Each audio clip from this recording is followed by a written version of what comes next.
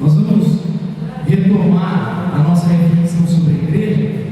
A gente tem falado, evidente, de coisas relacionadas à igreja, falamos, mas de assuntos mais específicos. Eu gostaria de retomar a nossa reflexão, mas fazer isso à luz da carta de Paulo aos Filipenses. E aí eu vou separar em 4 reflexões.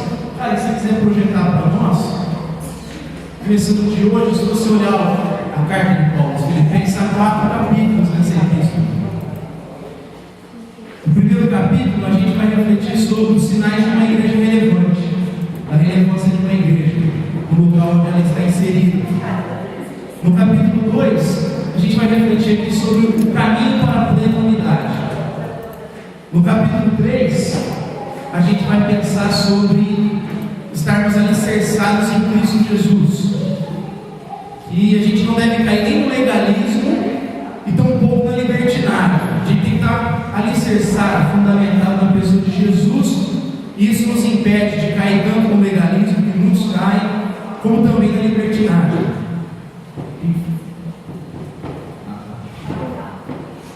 E por fim a gente vai falar no capítulo 4 sobre a prática cristã. Melhorou? Aí, mais ou menos. No capítulo 4 a gente vai falar sobre a prática cristã. Paulo trata de assuntos bem práticos na vida da igreja e a gente vai falar um pouquinho sobre isso. Falar de relevância para nós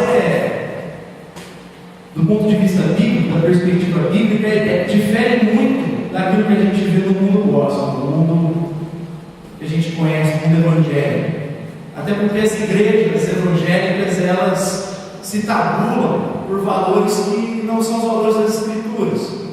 O povo pensa em relevância como tamanho de igreja, como a influência política da igreja, o status, as posses que a igreja tem. E quando a gente olha para a Escritura, muita gente e muitas igrejas pequenas e pobres, elas não se adequam a esses valores. Elas não entram nesse padrão. Nem mesmo essa carta, essa igreja que nós vamos ver da Macedônia, se adequa a esses valores. No entanto, Paulo faz questão de sinalizar aquilo que de fato tem relevância. Eu gostaria que você abrisse comigo aí no capítulo 1 de Filipenses. Filipenses, no capítulo 1, nós vamos ler a partir do verso 1 até o versículo 14. Você pode abrir Efésios e depois você vai encontrar a carta de Paulo aos Filipenses.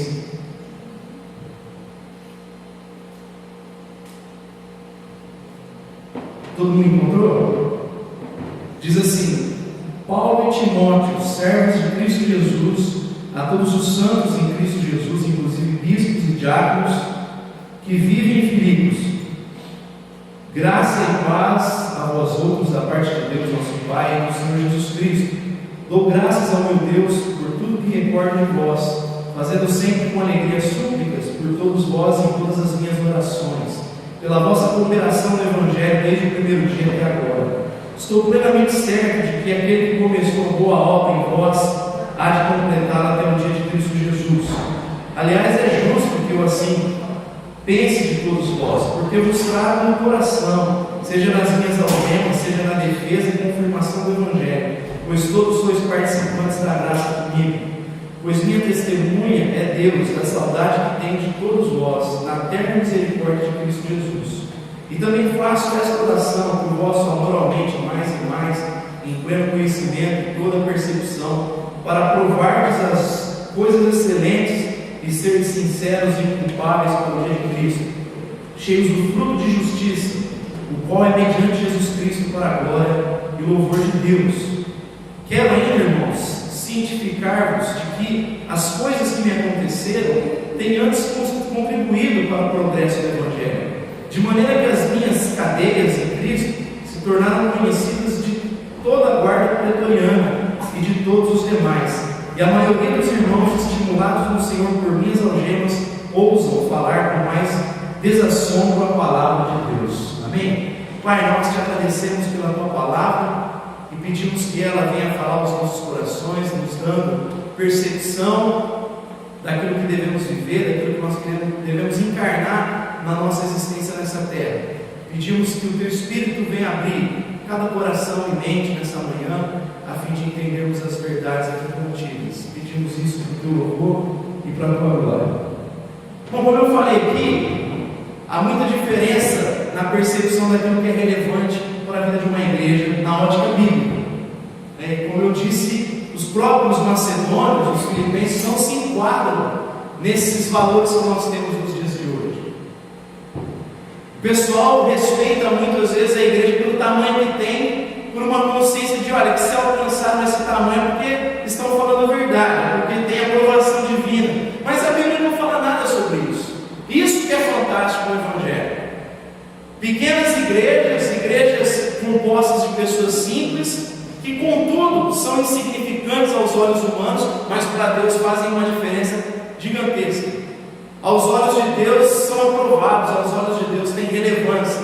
E Paulo então vai dar os sinais nesse capítulo 1 de uma igreja relevante.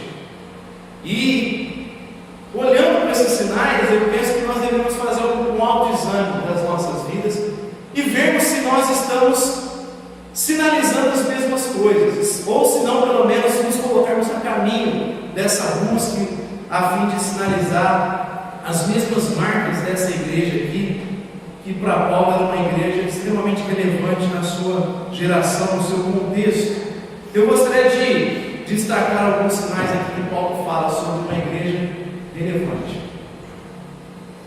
O primeiro sinal nessa carta, que logo no início dela, que demonstra a relevância de uma igreja, está no fato de que a sua existência, a existência dessa igreja, gera ações de graças por parte dos homens em relação a Deus. Gera um sentimento de gratidão no coração dos homens a Deus pelo fato da existência dessa igreja. Pelo menos é o que Paulo fala aqui. Paulo diz assim: olha, quando eu me lembro de vocês, quando eu me recordo de vocês, eu agradeço a Deus. Quando eu penso em vocês, eu não consigo fazer outra coisa senão agradecer a Deus, senão ser grato a Deus, senão oferecer a Deus a minha gratidão, o meu louvor. Quando eu lembro de vocês, eu faço isso.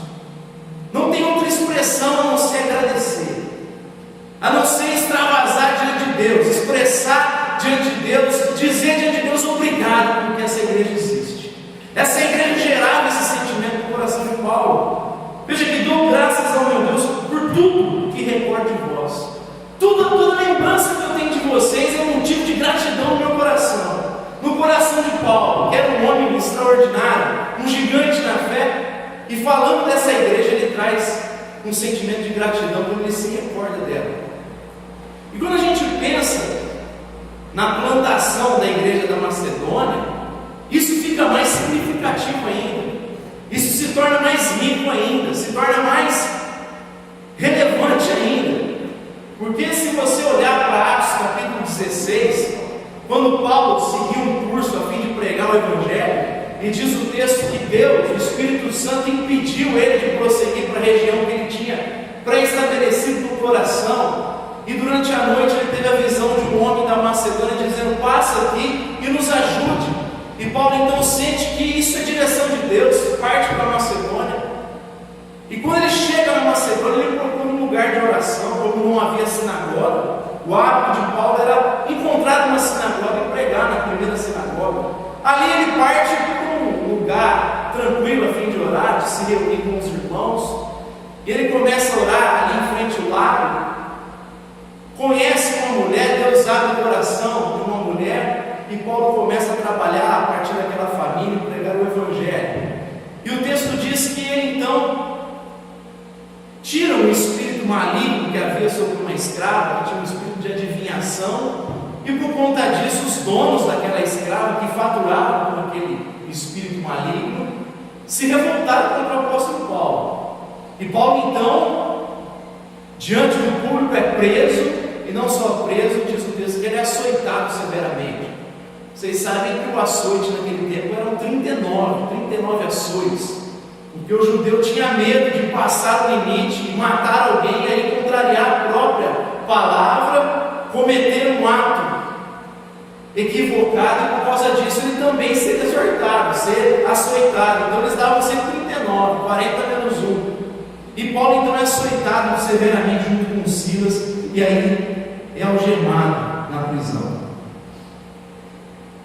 E Paulo, mesmo passando por tudo isso, pelo constrangimento, ser preso ali diante de todo mundo, ser açoitado severamente, ser algemado, mesmo passando por todo esse sofrimento, pelo constrangimento, pela dificuldade, carregando no seu corpo as marcas de Cristo, como ele diz, ele olha para essa igreja, se recorda dessa igreja e faz: eu agradeço a Deus, eu dobro meu joelho e digo obrigado, Deus, pela existência dessa igreja. Valeu a pena tudo isso, valeu a pena o sofrimento, valeu a pena o constrangimento, valeu a pena tudo que eu passei por essa igreja, pela igreja que ali foi estabelecida, pela igreja que ali foi plantada. Valeu a pena passar por tudo isso, valeu a pena todo esse problema que eu passei, todo o constrangimento e dor que eu sofri, valeu a pena pela igreja que ali foi estabelecida. Essa igreja traz sentimento de gratidão no coração do apóstolo Paulo.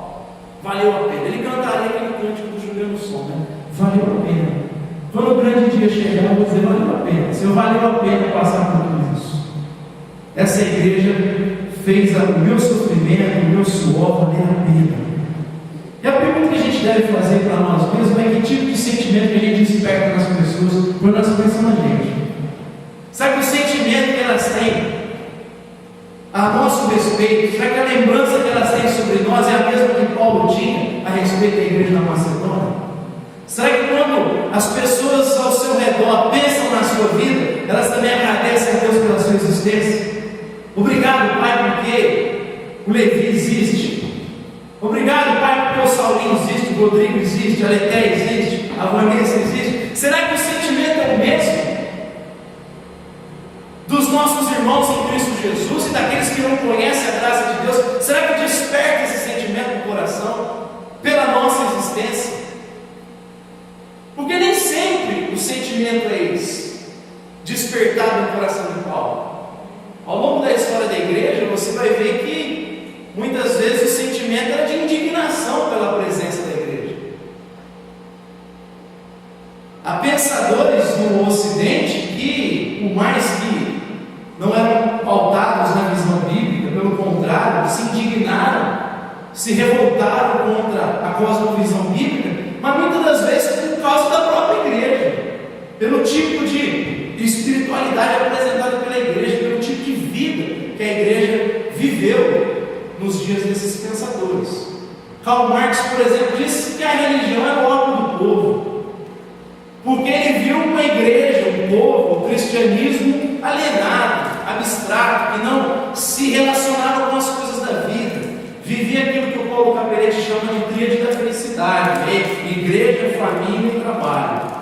Vive nesse triângulo, nessa tríade, e não se envolve com as coisas da vida. O Max Weber fala isso no seu trabalho lá, A Ética Protestante, o espírito do capitalismo e a ética protestante. Ele vai denunciar esse tipo de espiritualidade vivida pelos puritanos, essa alienação da vida, esse enclausuramento de restrição à igreja e colocando a fé para esse âmbito privado. Trabalho, cuida da minha família, o resto eu não quero me envolver, eu não tenho nada a ver com o que está acontecendo aí com as injustiças. Isso trouxe indignação para muitas pessoas e uma aversão ao cristianismo que a igreja vivia naqueles dias. Nietzsche, por exemplo, vai dizer que só existia um cristão e esse foi crucificado. Só existia um cristão e ele foi crucificado. Aí você pode pensar: mas esses caras não servem de base, né? Um é materialista, ateu, ateístas, nihilistas, não crê em nada. Mas a gente pode pensar numa Mahatma Gandhi, que do ponto de vista da encarnação dos princípios do Evangelho, talvez coloque todo mundo aqui no bolso. Não teve um cara no século passado que encarnou tanto o espírito do Evangelho, que encarnou os valores do Sermão da Montanha como Gandhi. E ele, olhando para os cristãos ingleses, disse: eu creio no teu Cristo, mas eu não consigo acreditar nesse cristianismo de vocês. Então despertava indignação, descrença, ódio, porque não encarnou o espírito do Evangelho. Essa igreja entendeu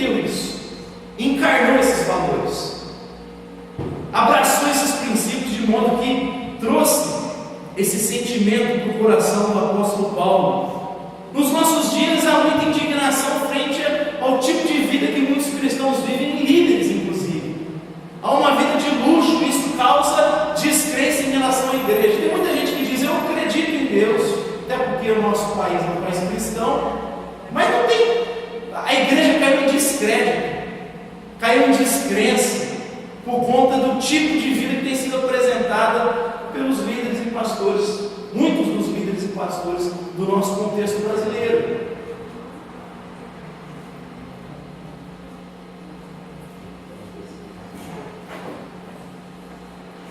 Causa essa aversão à igreja. No entanto, a igreja relevante, uma igreja que encarna, ela sempre vai despertar esse sentimento de gratidão no coração das pessoas. Marivaldo Ramos contou uma vez que ele foi pregar numa igreja lá nos rincões de São Paulo, aqueles bairros que são impenetráveis, que a polícia não vai, que é distante, que é difícil ter acesso. E aí ele falou que enquanto ele estava procurando, ele perguntou para uma pessoa no bairro lá, um lugar perto, perguntou o nome da rua, e a pessoa falou: onde você quer ir? Você quer na igreja tal? Ele falou: você conhece essa igreja? E a pessoa disse: todo mundo aqui no bairro conhece essa igreja. Era uma igreja pequena, mas todo mundo conhece essa igreja, e você está longe dela, você tem que seguir. Ele falou: de fato está muito longe. E ele falou: que coisa interessante, todo mundo no bairro conhece a igreja. E aí, conversando com o pastor, ele descobriu o porquê que aquela igreja caiu na graça do povo, trouxe esse sentimento de gratidão no coração dos habitantes daquele bairro. O pastor começou a perceber que muita gente estava morrendo naquele bairro por conta da dificuldade de acesso das ambulâncias. Quando alguém passava mal, tinha um problema, a demora para as ambulâncias chegarem, ou muitas vezes nem iam, gerava morte de muitas famílias, de muitos homens ali. Então o que esse pastor fez? Reuniu a igreja dele, falou: olha, a gente não tem muito dinheiro, vamos fazer uma vaquinha, vamos tentar comprar uma Kombi velha, vamos arrumar ela. E compraram uma Kombi, arrumaram a Kombi, e eles disponibilizaram alguns irmãos que ficaram numa escala a fim de socorrer, e se tornou aquela Kombi uma ambulância no bairro. Quando alguém tinha um problema, ligava para a igreja e sempre tinha um irmão à disposição de buscar essa pessoa e levá-la até o hospital mais próximo. E aí não teve como essa igreja não cair na simpatia, se tornou uma igreja relevante. Na sua pequenez, insignificância, pobreza, se tornou reconhecida como uma igreja que servia a Deus no bairro. Trouxe esse sentimento de reconhecimento, de graça. Mas Paulo diz mais nesse texto. Essa igreja não apenas era relevante pelo reconhecimento que ela trazia, de que andava com Deus e o despertar de gratidão no coração dele, mas ela também era relevante porque a sua existência trazia alegria no coração do apóstolo Paulo, despertava entusiasmo no coração de Paulo. Ele fala assim: olha, toda vez que eu lembro de vocês, eu agradeço a Deus. Ele diz: eu me alegro em orar por vocês, eu tenho alegria de orar por vocês, eu tenho prazer de orar por vocês, eu me lembro de vocês, agradeço a Deus, e quando eu curvo meu joelho diante de Deus para orar, eu faço com alegria, eu faço com prazer, eu faço com entusiasmo. A igreja não apenas trazia gratidão ao coração de Paulo, como trazia entusiasmo ao coração do apóstolo. Ele, preso em Roma, fazia com entusiasmo as orações dele. Não era aquela oração de felicidade: nosso Pai, não tem glória, deixa esses caras entenderem. Não, Paulo se sentia entusiasmado, alegre de orar por esse povo. Rui Barbosa, ele dizia que muitos homens bons começam a descrer dos valores, começam a ter desânimo em relação à justiça, à pobreza, por conta dos homens perversos.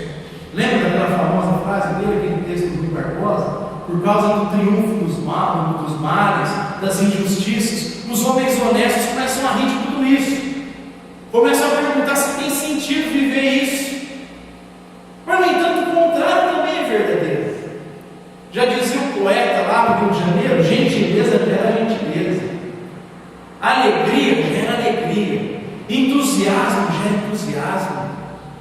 Desperta isso no coração das pessoas. Essa igreja despertou isso. no coração do apóstolo Paulo e desperta na vida daqueles que estão ao seu redor. Olha para a vida de José no Egito. Onde esse cara entrava, parecia que ele contagiava o ambiente. Parecia que ele trazia entusiasmo, trazia vida onde ele pisava. Podia estar na casa de Potifar, trazia vida. Podia estar na cadeia, trazia vida. Quando assumiu lá no Egito, trouxe vida.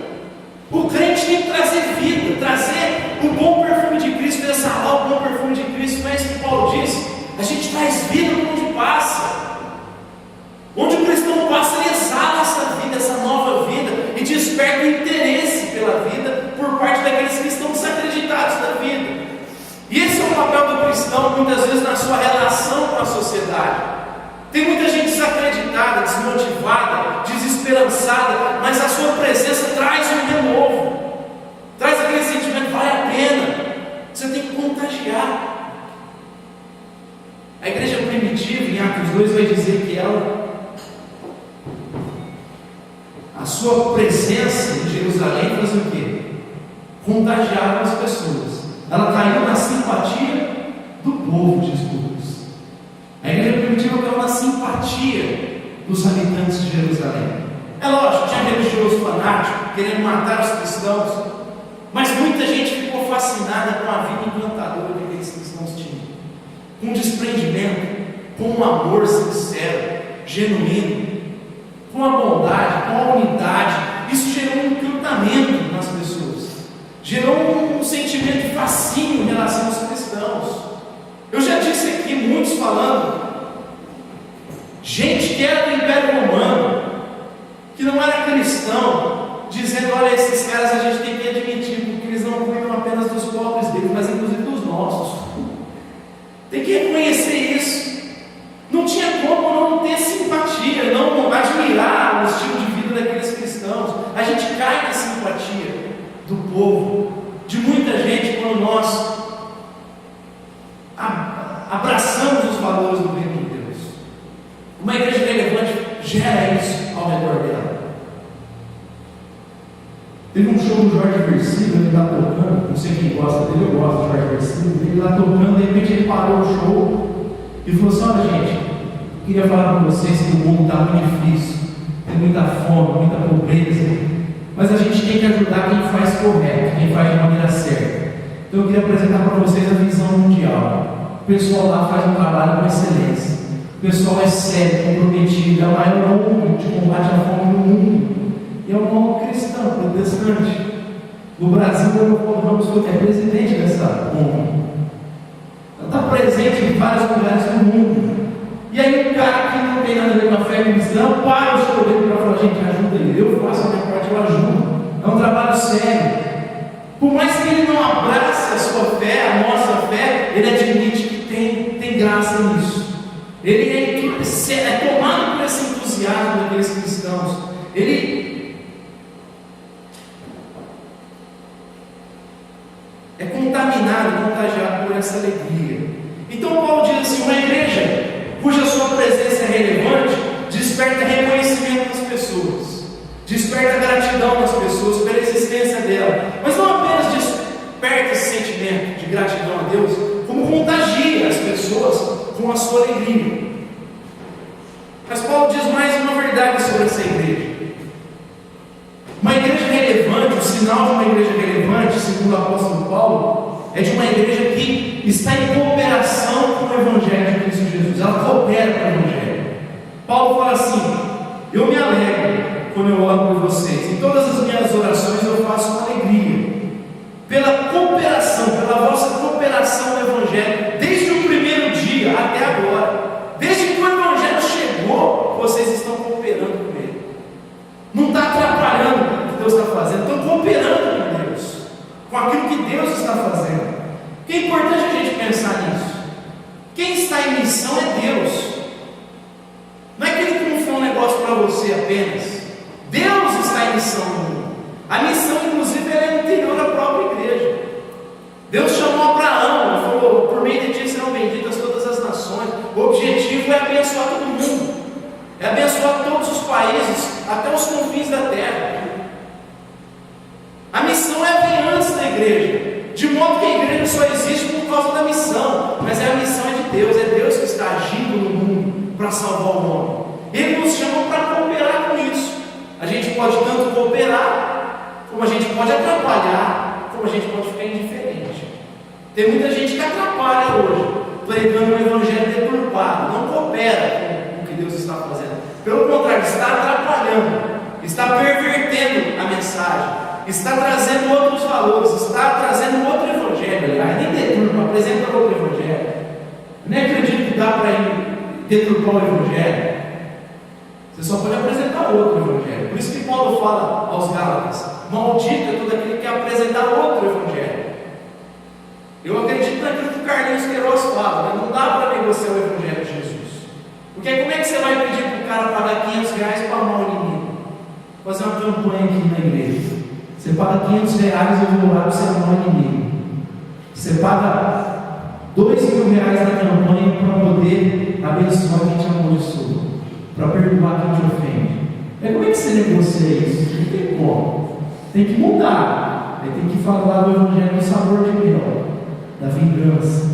Então tem que apresentar outra coisa, que não é o evangelho de Cristo Jesus. Então tem gente que está atrapalhando, mas tem gente que está indiferente. E Paulo, nesse texto, em outra carta, na carta de Timóteo, na segunda epístola, ele fala de gente que desistiu do projeto. Talvez porque nunca esse evangelho foi profundamente estabelecido no seu coração, na sua vida. Não estava ali nas suas entranhas. Ele diz para Timóteo no capítulo 4, por exemplo: Demas, amando esse mundo, me abandonou. A segunda carta de Paulo aos Timóteos, Paulo está numa masmorra. Nessa, aos Filipenses, ele está numa casa que ele pôde alugar em Roma. Ficava sob a custódia de alguns guardas, mas ele tinha liberdade para receber as pessoas ali e compartilhar o evangelho. Mas na segunda Timóteo, Paulo está lá no finalzinho da vida, numa masmorra, sozinho, quase que em depressão. Todo mundo me abandonou, só Timóteo que não. Paulo passando por uma crise. Ele até lá no final fala: olha, traz o João Marcos, ele me útil, que ele tinha rompido lá atrás. Mas ele fala: porque Demas, amando esse mundo, me abandonou, parou de cooperar, desistiu, amando as coisas do mundo, como diz João na sua primeira carta. Não ameis o mundo, não as pessoas, não a criação de Deus. Nem isso que ele está falando. Não ameis os valores desse mundo, não ameis o sistema desse mundo. Demas, amando esse sistema, me abandonou. Aos Filipenses, ele fala uma coisa que me deixou chocado ontem enquanto li um versículo, apenas um versículo no capítulo 2, vira comigo aí no versículo 21, capítulo 2, veja o que Paulo diz.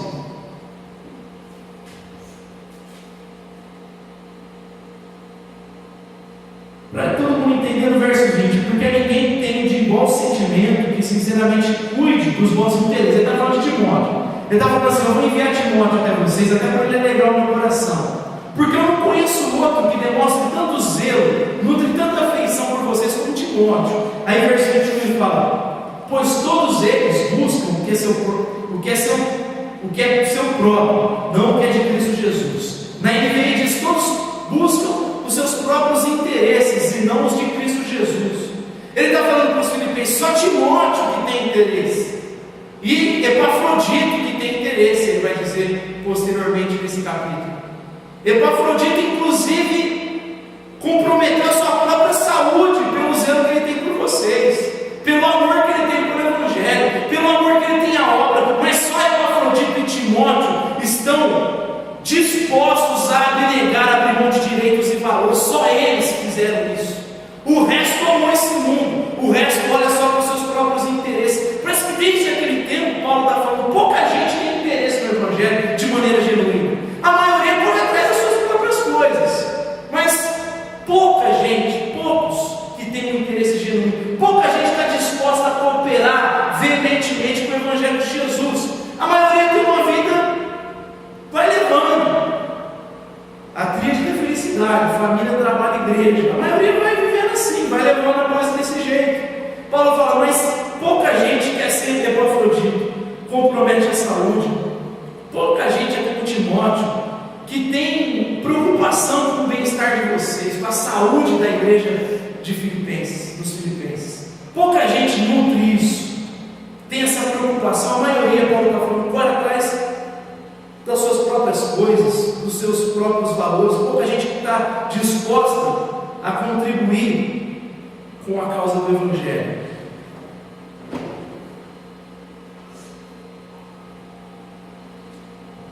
O próprio Timóteo vai dizer assim: o bom soldado não procura, não corre atrás das coisas dessa vida, antes procura agradar quem o alistou. O cristão tinha que ter consciência de que a existência dele nesse mundo, ela tem que ser vivida para o reino de Deus. A principal causa de nós estarmos aqui é o reino de Deus. Não tem outro que possa disputar nesse sentido com a gente. A nossa presença aqui só tem sentido por causa da missão de Deus, não tem outro sentido. Se não fosse por causa da missão, Deus levava a gente, quando a gente era batizado, matava a gente. Se o objetivo é só ser salvo e correr atrás das nossas coisas, Deus tinha que levar a gente embora. Se a gente está aqui é por causa da missão, e o cristão tem que entender isso. Mas Paulo está falando, nem todos conseguem ter esse entendimento e tem esse nível de zelo e compromisso que Epafrodito tem e que Timóteo tem. Todo mundo tem que ter senso de missão, Paulo está falando, mas nem todo mundo tem senso de missão. Todo mundo tinha que trabalhar pensando na missão, mas nem todo mundo trabalha pensando na missão. Todo mundo tinha que se relacionar com os vizinhos pensando na missão, mas nem todo mundo se relaciona com os vizinhos pensando na missão. A gente tinha que conversar com as pessoas primeiro pensando na missão e não pensando naquilo que elas podem oferecer para nós. É o que Paulo está dizendo, mas nem todo mundo tem essa consciência. Mas eu espero em Deus que a gente venha ser Epafrodito nesse mundo, ser Timóteo nesse mundo, e não ser como um crente qualquer, como alguém que está alienado à missão de Deus, alguém que prioriza a missão de Deus na sua existência, na sua vida. E todo mundo aqui tem o desejo de ser Epafrodito, de ser Timóteo. Quarta verdade, Paulo disse que o sinal de uma igreja relevante é a sua abertura ao aperfeiçoamento dado por Deus, ao processo de maturidade dado por Deus. Paulo fala assim: olha, eu tenho convicção de que aquele que começou a boa obra vai completar na vida de vocês. Ele não fala apenas isso porque ele crê no que Deus faz. É evidente que Deus não é um Deus de obras inacabadas, ele vai concluir o que ele começa. Mas Paulo fala isso porque ele vê a abertura dessa igreja para esse processo acontecer. Ele vê que a maturidade está acontecendo já na vida daqueles irmãos, que o Espírito Santo está trabalhando e eles estão abertos a essa ação de maturidade. Por isso que eles alcançaram um nível em pouco tempo de compromisso com o outro. Eles saíram de si mesmos para olhar para o outro, aprenderam a fazer isso. Em pouco tempo, Paulo fala, desde o primeiro dia estão cooperando, e Deus vai concluir o que ele começou. Esse processo de maturidade está acontecendo. Uma igreja relevante é aberta para esse processo de Deus. Ela não luta contra esse processo. Ela não vira as costas para essa ação, ela se abre para essa ação. Ela permite que o Espírito Santo trabalhe no seu ser, na sua vida. Ela caminha para a maturidade.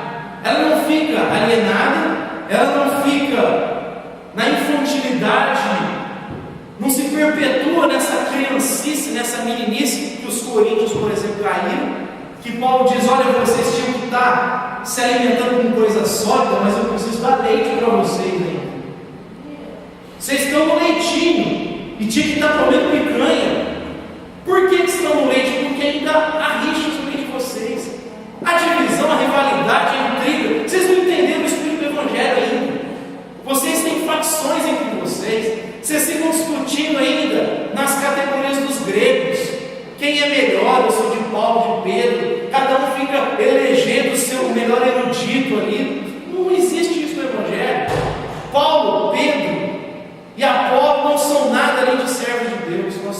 Todos nós estamos em Cristo. Ele vai dizer no capítulo 11: ainda há diferenças de classes sociais. Vocês ficam fazendo acepção do pobre. Quer dizer, Paulo está falando, uma igreja carnal, não entendeu o espírito do Evangelho. Mas a igreja da Macedônia entendeu. De modo que Paulo tem que usar o exemplo dela para encorajar os cristãos de Corinto. Olha, essa igreja saiu de si mesma para para servir o outro. Ela entendeu que sem o outro ela não é nada. Ela entendeu que o outro é uma extensão de si mesmo. E é assim que a gente tem que olhar para o outro. Aliás, tem uma tribo africana que não existe a expressão eu, do jeito que a gente entende.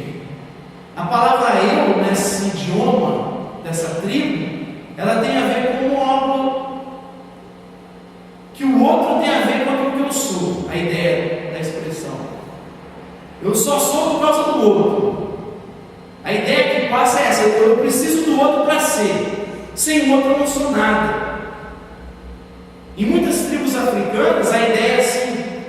A gente está ouvindo um relato de um estupro aí que aconteceu numa celebridade gospel, numa família, uma coisa muito triste para nós, né? Porque muita gente está criticando a pessoa, o casal, e pouca gente chorando por causa da criança.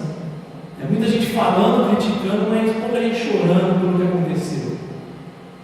E nessa cultura eles dizem assim: olha, a minha filha é filha da tribo, a filha do outro é cuidada pela tribo.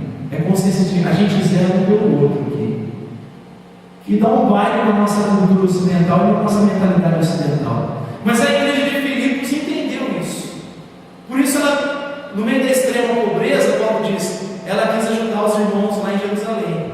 Ela foi além de si mesma, inclusive ajudou Paulo, abençoou o apóstolo Paulo.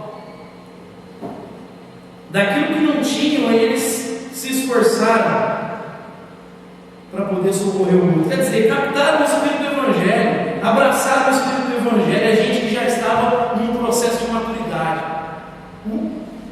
Jesus Cristo estava sendo gerado nessas pessoas, estava sendo formado na vida dessas pessoas, que é o objetivo principal de Deus na nossa vida: gerar Cristo Jesus.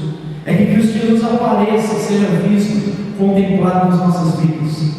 Quinto, Paulo vai dizer que o sinal de relevância de uma igreja está na sua disposição de partilhar os sofrimentos de Cristo Jesus também. É o que Paulo está falando. Primeiro ele fala que ela desperta gratidão. Segundo, ela desperta alegria. Terceiro, ela coopera com o Evangelho. Quarto, ela se abre para a ação de Deus a fim de alcançar a sua maturidade. E quinto, ela está disposta a participar dos sofrimentos de Jesus, que é uma coisa que todo mundo corre nos nossos dias. Paulo fala para essa igreja que ele estava passando por sofrimentos, que as suas cadeias trouxeram constrangimento para muitos, mas não para esse povo aqui. Esse povo participou do sofrimento junto com Paulo. E aliás, esse povo passava muito sofrimento na sua caminhada naquela cidade. Um povo que tinha muitas privações. E Paulo fala: eu sei que vocês partilham do sofrimento comigo. E aliás, no capítulo 1 ele vai dizer para essa igreja que ela devia ver os sofrimentos como um privilégio que Deus dava a ela. Capítulo 1, versículo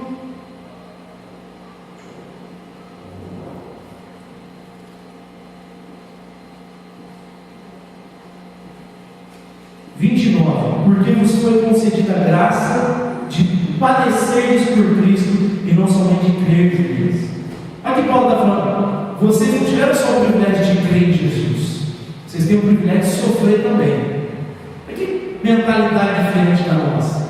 Paulo fala para vocês: o sofrimento vocês têm que ver como um privilégio. Aliás, a Bíblia fala que isso é sinal de autenticidade cristã.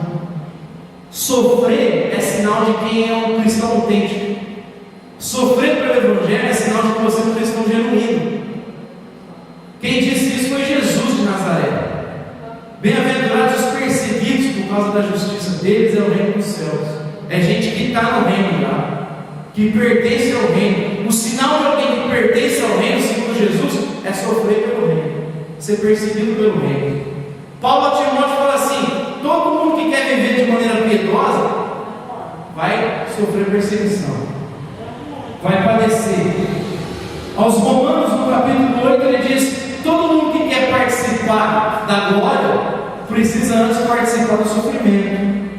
Porque a certeza de quem vai participar da glória é que está participando agora do sofrimento, porque já está em Cristo Jesus. já está participando da obra de Cristo. Então, se ela já participa, tenha certeza que vai participar da glória. Não é uma barganha, uma troca, é só uma constatação. Se você já está participando disso, é sinal de que você está em Cristo, e por estar em Cristo vai participar da glória também que há de vir. Por isso descansa, porque os sofrimentos atuais, leves e momentâneos, não se comparam com a glória que há de ser revelada a vocês. É privilégio. E uma igreja relevante é uma igreja que tem prazer nisso, que está disposta a participar dos sofrimentos de Cristo Jesus. Paulo fala ainda que isso é necessário. Colossenses 1, capítulo 24. Quem puder abrir esse texto, só nesse Colossenses 1, versículo 24.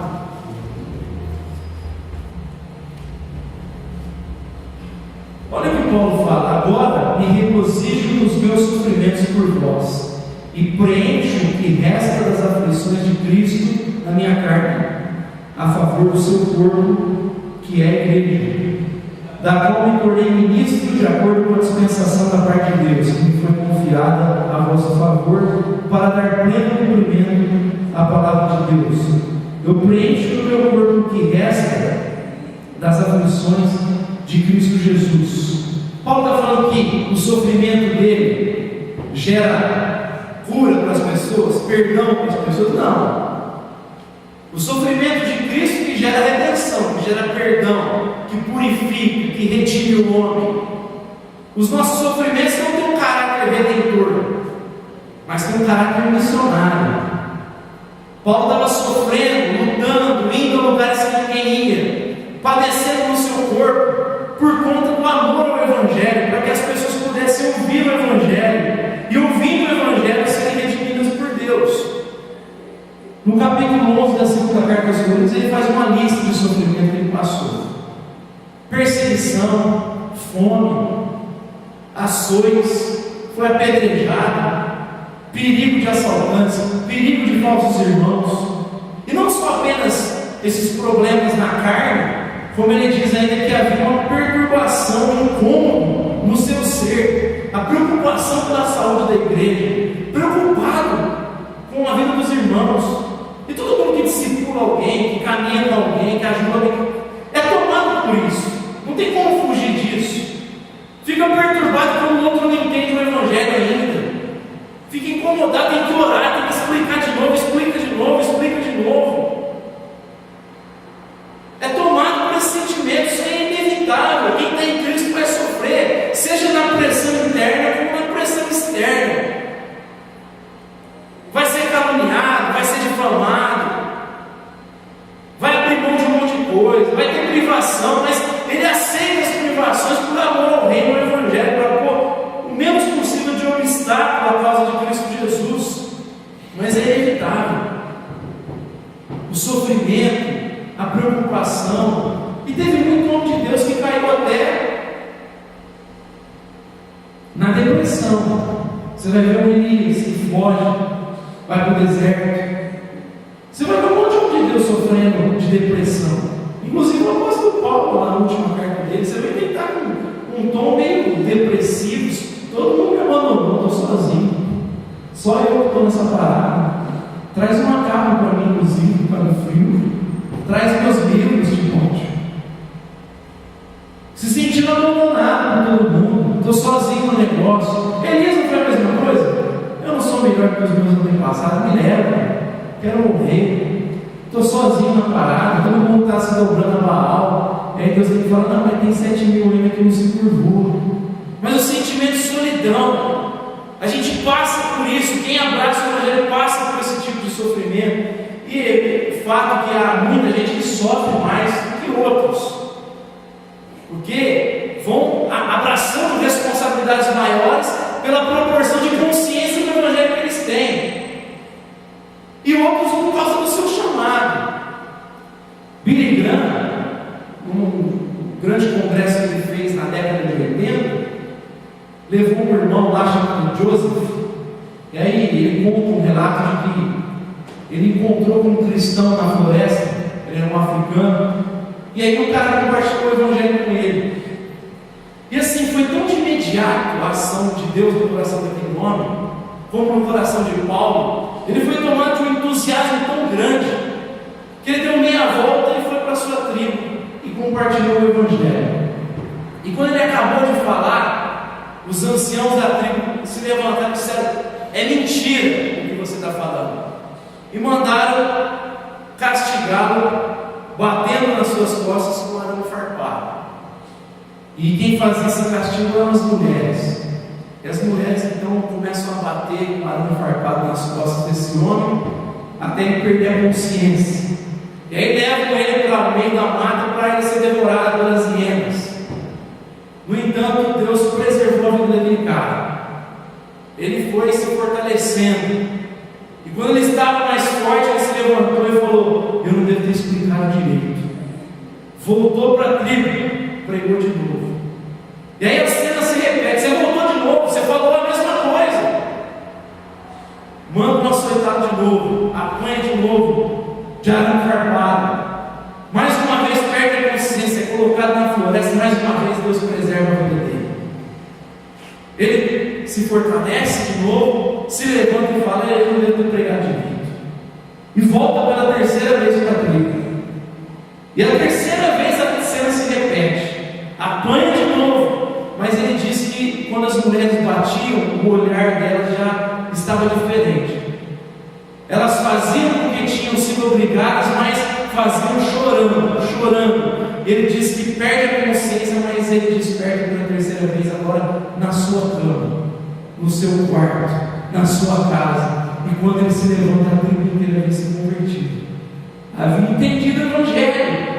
Porque alguém se dispôs a participar dos sofrimentos de Cristo Jesus. Uma igreja que é relevante, ela não tem medo de participar dos sofrimentos. Ela não se isola, ela não corre, ela não prega porque aquilo vai trazer um benefício. Ela está disposta a assumir o preço que for necessário. E a sexta e última verdade que Paulo apresenta: a relevância de uma igreja é vista pelo seu fervor evangelístico, pelo seu zelo evangelístico, pelo seu amor ao Evangelho, pelo seu empenho pelo Evangelho, em anunciar o Evangelho. Paulo, volta lá comigo em Filipenses. Olha o que ele diz no versículo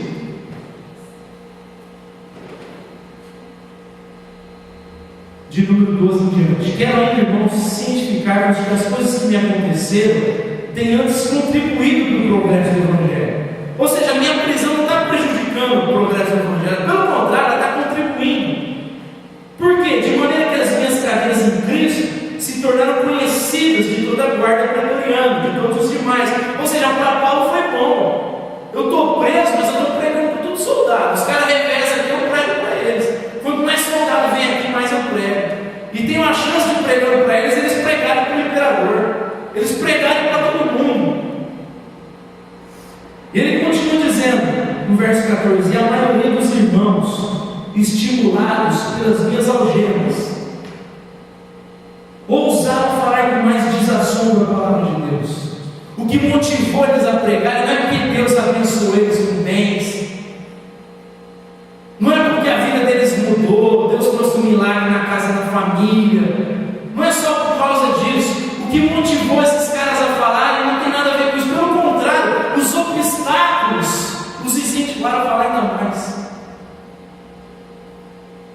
Não foi na hora boa, porque tudo estava acontecendo de bom. Pelo contrário, foi na hora da cadeia. Paulo falou: as minhas algemas animaram os caras a falarem.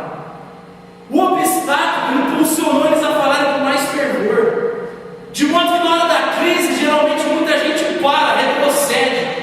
Está acostumado a falar quando tudo está bom. Vem para Jesus, por isso que vem para Jesus, não para de sofrer. Por isso que é universal, coloca um monte de gente lá para falar que fez isso e veio, Deus superabundou. Claro que deve ter um que deu certo, porque a maioria não deu. Porque Deus não se relaciona na lógica da barganha, como a gente falou semana passada, é na base da graça. Mas o pessoal está acostumado, vem para Jesus e para de sofrer, tudo vai dar certo. Não. E quando vem um obstáculo, será que esse cara é crente? Para Paulo é o contrário. O sofrimento é marca de quem anda com Deus. E para esses caras, na hora da crise, do aperto, eles eles se sentiram ainda mais motivados para partilhar a graça, para falar do amor de Deus. Foi mais genuíno, foi autêntico. O que para muitos era sinal de fuga, para esses caras foi motivador.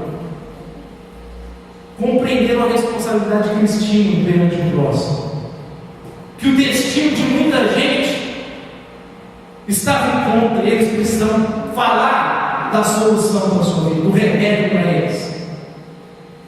Lembra de Deus falando para Ezequiel: se eu falar para você repreender um homem por causa do seu pecado, e você não repreendê-lo, e ele morrer por causa do seu pecado, o sangue dele vai ser cobrado de você.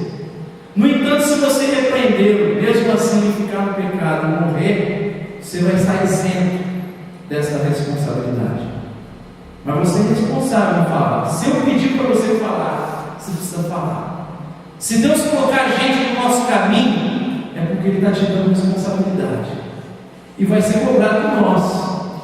Paulo, aos Coríntios, no capítulo 9, fala: ai de mim se eu não pregar o Evangelho, porque me pesa essa responsabilidade. Ai de mim se não anunciar o Evangelho de Cristo Jesus. Essa igreja entendeu essa responsabilidade, compreendeu essa ideia, compreendeu que Deus estava ali confiando. Então Paulo está falando: os sinais de uma igreja relevante é, primeiro, porque ela desperta reconhecimento nas pessoas e gratidão. As pessoas agradecem a existência da igreja, não apenas agradecem, se sentem motivadas, são contagiadas pela alegria, tem alegria pela igreja. Ou seja, não é só um sinal de gratidão, obrigado porque essa igreja existe. Não, essa igreja contagia essas pessoas, mexe com essas pessoas, elas se sentem entusiasmadas. Então não apenas mexe com o sentimento das pessoas. Paulo fala que uma igreja relevante, ela coopera com o Evangelho, com a ação de Deus nela e através dela. Ela coopera com o que Deus está fazendo para o outro, ela se torna extensão de Deus para o outro, mas ela também coopera com o que Deus está fazendo nela, ela amadurece. Deus começou e concluirá a obra na vida dela, ela se torna madura, perfeita. Ela está caminhando para isso, ela permite a ação nela, mas também a ação através dela, coopera com o Evangelho. E por fim, Paulo fala que uma igreja relevante, um outro sinal de uma igreja relevante, é que ela participa dos sofrimentos de Deus pelo seu empenho evangelístico. E a minha oração é que Deus nos conduza a viver dessa forma em Ribeirão Preto, a entender como a nossa presença é sobre modo essencial para que as pessoas sejam salvas, para que as pessoas encontrem vida. E eu peço que seja a tua oração também, que Deus nos leve a viver essas verdades na nossa caminhada de fé. Amém? Fica de pé, vamos fechar os nossos olhos, encerrando esse tempo.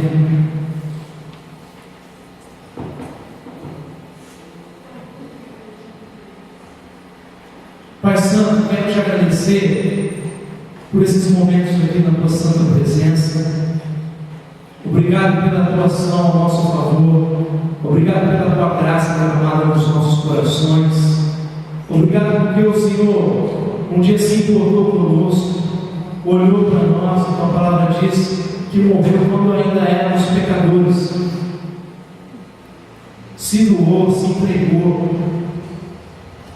Nós olhamos aqui uma igreja que entendeu o espírito do Evangelho, uma igreja que gerava sentimento de gratidão e alegria no coração das pessoas, no coração de Paulo, que já era um homem que caminhava contigo, que já era uma referência para aquele povo, mas aquele povo também se tornou um exemplo para Paulo, de modo que despertava bons sentimentos no seu coração.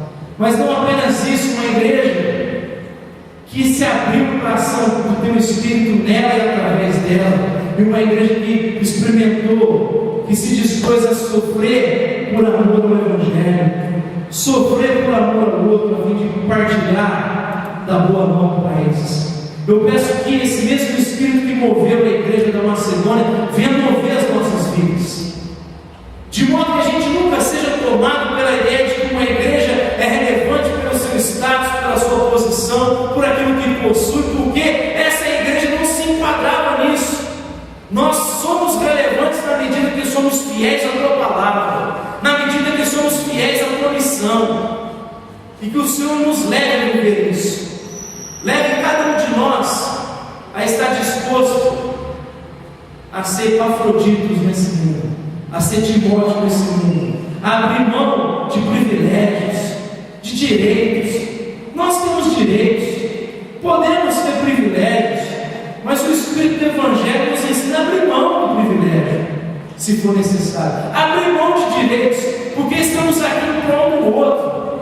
Que o Senhor nos leve a ter um nível de maturidade que essa igreja teve em pouco tempo, de modo que a gente venha ter uma presença que tenha relevância para o outro, seja significativa para o outro, na tradução do Evangelho para ele. É o que nós te pedimos em nome de Jesus. Que o Senhor conceda um ótimo domingo a todos aqui, que nós tenhamos um tempo prazeroso com as nossas famílias, e que o Senhor conceda uma semana abençoada também a cada um de nós. É o que nós te pedimos em nome de Jesus. Amém. Amém. Um abraço aí, meu irmão.